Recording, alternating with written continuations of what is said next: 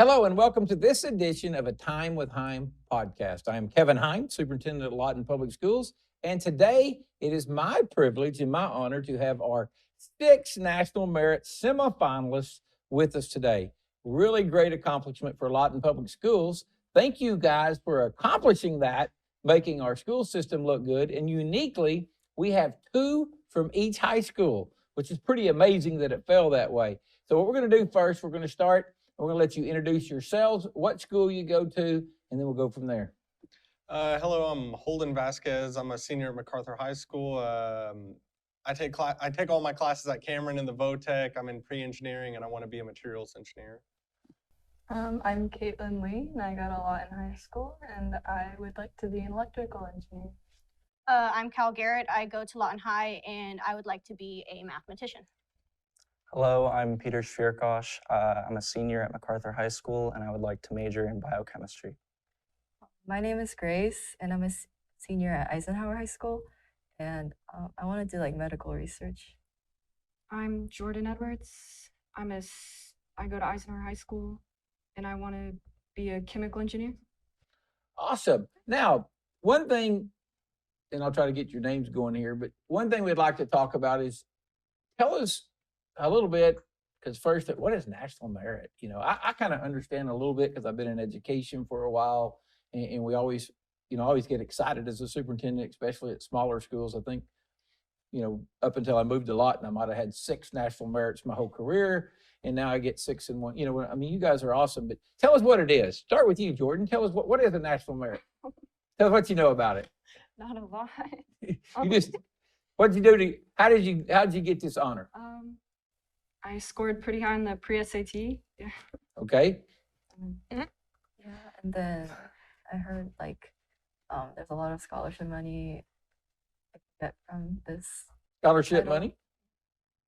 Well, yeah, what they said, and also I think it serves as an acknowledgement of all of our hard work and a good indicator of what's to come if we keep it up.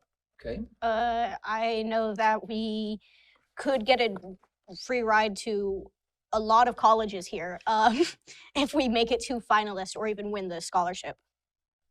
Yeah, I think it presents some really cool opportunities and really highlights how much work we put into showing off our talents.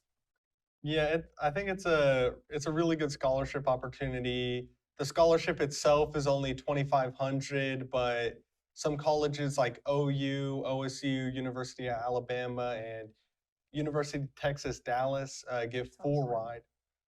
Yeah, University of Tulsa as well give full ride scholarships to National Merit finalists, and it's just really happy to have this opportunity, and hopefully I advance to finalist. Oh, I hope you all do. Okay, so you take a test. What test? Pre-SAT. Pre-SAT? How many times you get to take it? You take it once in 10th grade, I think is practice, and then you take it in 11th grade for the real deal. One time?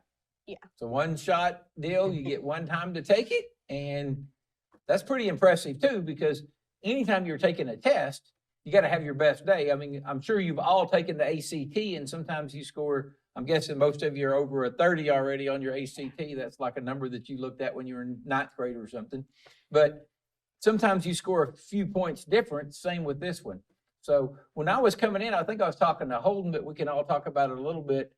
What difference now that I see is in the social media, you guys kind of knew what the cut scores were and kind of been looking for this, and you've been kind of planning it and talking about it. Talk about what it takes to make what do you got to score on your PSAT? If you're a sophomore right now and you just took that practice test, I think they've already taken it. What do you got to score? What score should you be looking for as a sophomore to make you think that, hey, if you put some hard work, you got a shot to be where you guys are at? So I'd say if you're scoring in the high 1300s, let me put it this way. On the one I took in sophomore year, I got a 1280 or a 1300. Okay. It was one of those. And it improved about 80 points after I, studied a bit more and did all that and knew the format of the test. So if you're getting in the 12 to the 1300 range, I'd recommend just putting in the hours and really studying the pre-SAT, and it's definitely worth it. Anybody else? Yeah, I think I scored like a 1250 on the first time that I took it. And a lot of practice I went was actually towards the ACT because they're very similar tests. And I had seen a big increase from my ACT scores, which I think reflected how I was going to do on the pre-SAT. Okay, anyone else? I know that I want to say high 11 or low 12, and I ended up with a 1400. So maybe if you Awesome. just study a decent bit between then, I think Well, you it's should be again, it's good. one test, one Yeah. day. I mean, Yeah. for some, that first one probably was not a true reflection of your score, and hopefully the second one was. So great job. Well, for me, I got in the 1200s, I think, on the practice. But honestly, I think no matter what score you get, if you just put in the hard work, you can get that national merit if you really try. Yeah, and this year I believe the cutoff for the index, there's like a different number, and it Yeah. was like Yeah. 208. Yeah. So like if you can calculate that, then you can get like a more specific number. Yeah, because it does get a little bit confusing because with the PSAT, with that calculus for national merit, it's like 208. And I know through the years of this, it's been always somewhere 208. We were talking about it. Yeah. Seems like it's somewhere between 208 and 212, 216. I may have fallen to 206 a few times through the years. But a lot of that's based upon how everybody as a whole scored and how that test, because the test changes. So some tests are a little bit, although they're standardized, some tests can be a little bit more difficult than other tests. So that that lowers the score, standard deviation, and some of those things that you guys understand that I'm not sure I do. I can just talk like I do. Anyway, what are your thoughts? I got like a 1350 on the practice one, so I think if you just study hard, you can get into semifinalists too. So Jordan's over there, I got 1350. No big deal. Glad y'all worked hard to get to where I was at, but I was already there. Look at Well, no matter what, it's there. So, one question I always like to ask students, two things. One is when you look at your career at Lawton Public Schools, you guys we have kids in all different mindsets. Yours is high academics.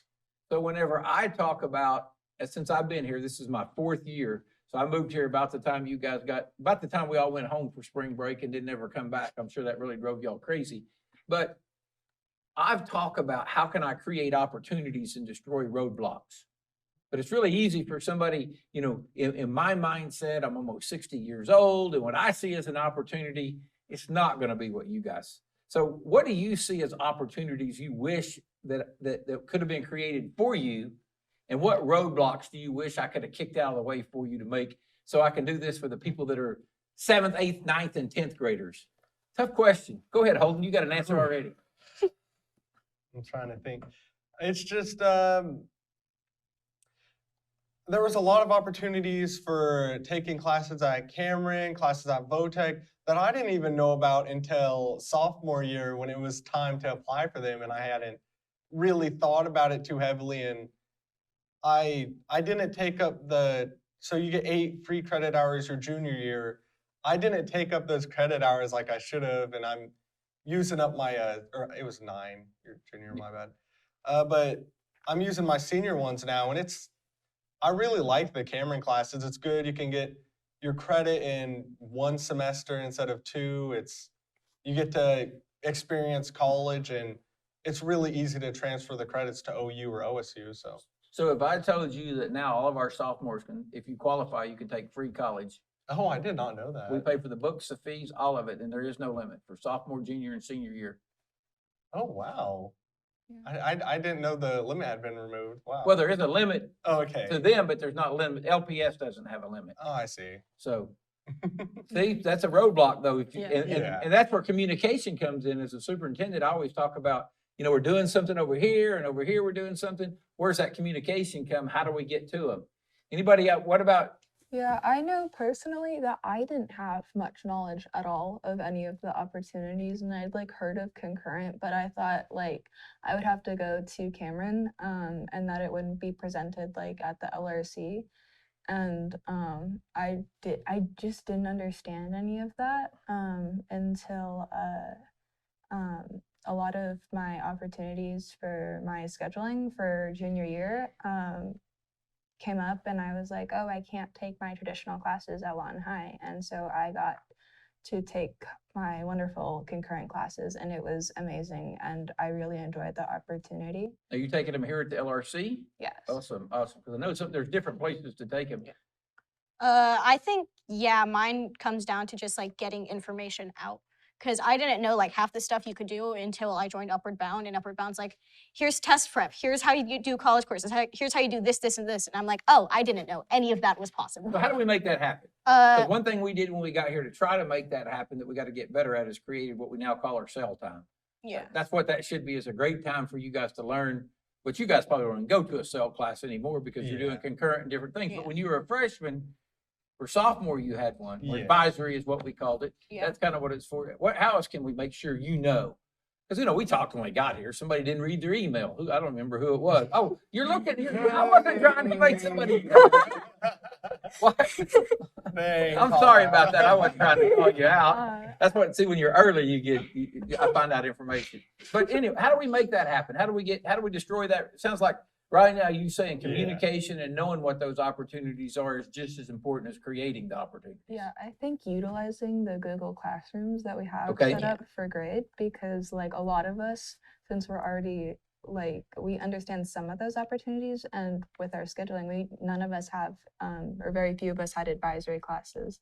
And so I'm very out of the loop for a lot of communication, and I think sticking it on like the Google Classrooms would help continue that communication beyond all of those, because sometimes you don't get the information out right away versus like the Google Classroom, you can check that and get Okay. that information Yeah. sooner. And they did change the qualifications even at Cameron. You don't even, you just have to have a 3.0 to go to Cameron now Oh, as wow. concurrent. Yeah, so there's a lot of our students qualify for that, and with it being free, we hope, so you guys make sure you're helping spread that. I know you get. Yeah. What do you got for roadblocks, opportunities we could created for you? Well, I was fortunate enough to have a lot of guidance throughout high school from like my siblings who also went to MacArthur. But I think that one of the problems that I faced was having to travel to sometimes like 3 or 4 different places in a day. So I wish that we had just like one area where we could have, like AP classes with the best teachers. Yeah, I think we would all benefit a lot from that. And that's part of the idea with the LRC. Now, this is just year 3 with it, is how do we get where if there's a great teacher and you're at MacArthur, if there's a great teacher at Eisenhower, how do we get that teacher to come here? You guys, some of you, how many of you take the physics class at Career Tech? You guys experience that a little Yeah. bit. But sometimes a great teacher is because in education, if you do the research, expectations is the most important thing. Well, if I put all y'all in the class together, what are the expectations? There's a lot of competition in there all of a sudden. Because hey, you got a 1350, right?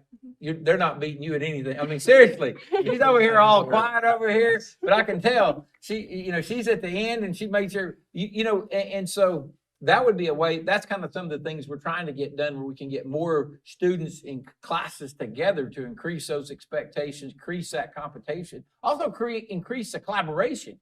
Because learning in 2023, your lives are going to be a lot more determined in the workforce about how you collaborate with others and work together. I think I realized if I pay more attention, then there's a lot more opportunities that like came into my eyes. Because if you just look, I think a lot of people, they are not looking for it. So maybe like do something to motivate them. Like, because I knew about how if I take the PSAT, I can become a National Merit Semifinalist. But some people didn't know about that. So maybe they like, oh, it's just a PSAT, not the real thing. So they kind of like blew it off. So I think you just have to motivate the students to look more. So what grade were you in when you took the ACT first? ACT? Yeah. Oh, I took it with the school in like 7th grade. Yeah. Oh, were you in the Duke talent search thing? Oh, awesome. And then I took it again like sophomore year. So we're giving it, I think all of our 8th and 9th graders took it this year, and we're going to try to continue that because that helps. Because, if an 8th grader scoring in the mid-20s, we need to start talking to them about PSAT scoring over, because, you know, if you score over a 30 on the ACT, you can apply for academic all-state, and I'm sure you're all gonna do that, and we're gonna have 6 academic all-staters sitting right here, because that's another great honor to have. Got one left. Well, so I think more stuff about concurrent, because I wasn't originally going to do concurrent this year until there was a lot of issues with my schedule. And then like probably July, my counselor called me on my mom's phone to like make me apply for Cameron. So if I had been So now you're taking how many hours? 6, but they're mostly night classes. So. Okay. That's the other thing some people don't realize is you're taking 6 at night. Mhm. You can take classes here. There are online classes. We actually have some students, if you look out there, from different colleges taking classes. We do try to open those opportunities. What about roadblocks? We talk about communication, but we know communication is kind of a two-way street sometimes, because a couple of you have admitted it. Sometimes you don't look, sometimes you don't know. So, because, I mean, seriously, how many freshmen in high school are even thinking about, man, I could take some college classes? Wouldn't it be cool if you're graduating with your associate's degree right now and you already had 2 years of college knocked out, and you could start working on that second level of engineering, or because a lot of you want to be Yeah. engineering? That would be cool. But you also don't want to miss some of the college life either, because going to college is more than just the classes. I mean, there's a whole life there of, you know, going to games or going to sporting events or going into art festivals and all the stuff that goes on in the campus life. So anybody got any roadblocks they think about that would just made your life easier as you've gone through high school, even this year, that would have made it easier to be successful, or to help you fulfill some of that high school dreams you have?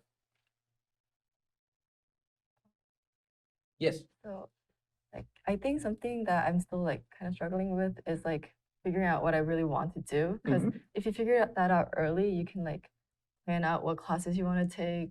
Like the reason I didn't really do VOTEC is because I wasn't sure if I wanted to, like, I wasn't sure of what I wanted to be, and I didn't want to like take some class that I won't use. You know what I Yeah, mean? but So that is tough, because, you know, one thing we've started doing, and hopefully our people like you in 7th and 8th grade understand, is we push more high school classes into middle school, where you can get a lot of those credits out of the way when you're in middle school, so you have a lot more flexible. So you're not worried about taking history classes, or, you know, some of your history classes, and maybe even biology you take as an 8th grader. You take your foreign languages as an 8th grader, and take your computer classes as a 7th or 8th grader.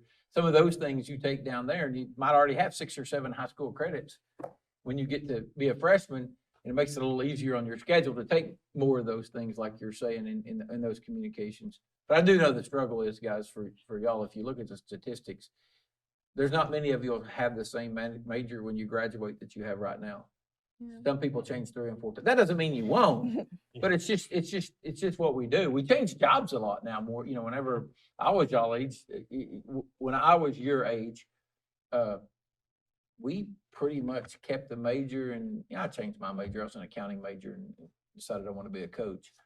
But most people, you know, we stayed in the same profession. A lot of people my age did, whereas in the new world, it's amazing the number of people who change professions and jobs and such. Anything else you guys would like to talk about? I think on the point that you made, I think it's also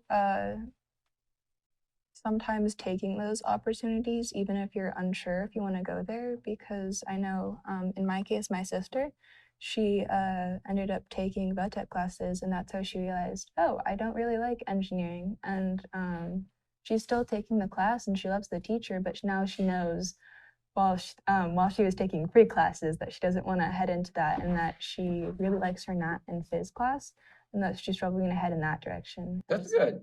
I think sometimes taking opportunities, even if you're scared to try them because you don't know how they're going to go out, just so that you can get the data back and really like reflect, well, I didn't like that class, but I'm really liking this class. Maybe I want to head in something that direction. Anyone else? Anything else to tell your, Trying you always tell, I always ask this question to just about everyone. If you could go back and tell your 6th grade self something, what would you tell yourself? Not to be afraid of what people think. That's a good one. I like that, because that is true. probably to start focusing on school a bit earlier. I remember back in middle school, I wasn't a very I wasn't a very on top of it student. Board maybe. Yeah, I don't know, something like Yeah, that. a lot of students, I think the high school push Caleb, you down. remember me in I remember you in elementary Yeah. school. I think sometimes pushing the high school classes down helps Yeah. some of our Yeah. higher academic students because middle school can be boring. Yeah. What about you? What would you tell yourself?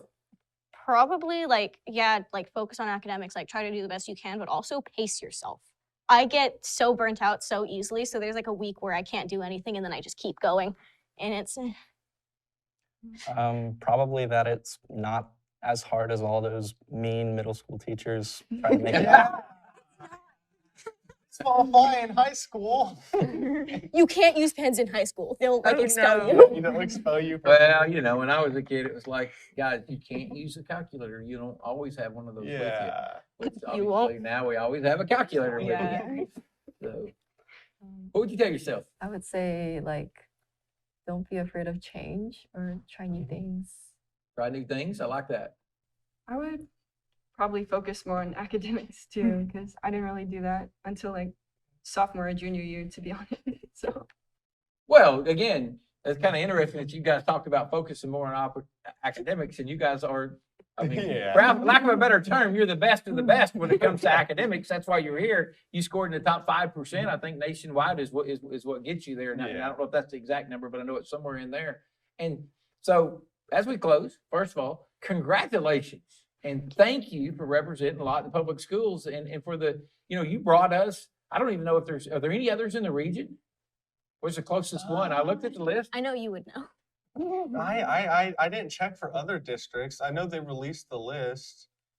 I didn't I'm see sure there any has to other. be at least one other in the. There might be county. one Yeah. around, but you guys thick Yeah. for Lawton, pretty good Yeah. numbers. Shows, sometimes we get a bad rep. We must be doing something right, or at least y'all Yeah. are. Thank you for making it, so big shout out to y'all. And some things we forget sometimes. Big shout out to all the teachers that had you guys Yeah. through the years, all the way back to pre-K through now. There's Yeah. and your parents, there's a lot of pieces go into getting what you have. But again, you guys did it, and thank you for what you've done for us. Thank you to your teachers. And guys, until next time, this is Time with Hime, and we'll see y'all next week.